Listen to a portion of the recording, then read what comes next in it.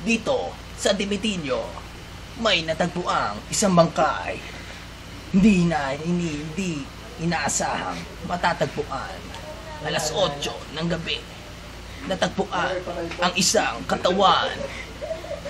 Malalaman nyo sa pagbabalik ng Soko, Scene of the Crime Operative.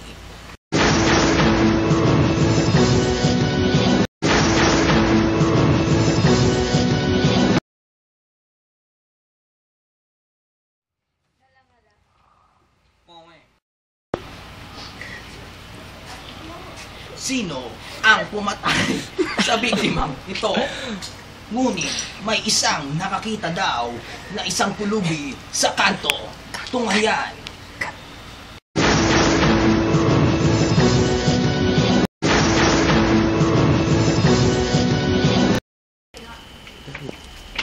Kanina kasi, nakita ko pa siyang umiinom. Kainuman ko pa nga siya. Ang saya pa niya, buhay na patotoo. Buhay na patotoo siya kanina.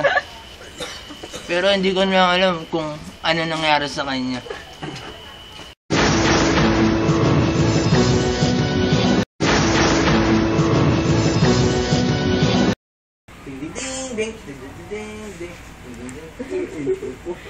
Ayon sa nakalap na pagsisiyasat ng Soko at ng NBI, lumabas sa autopsy ng biktima,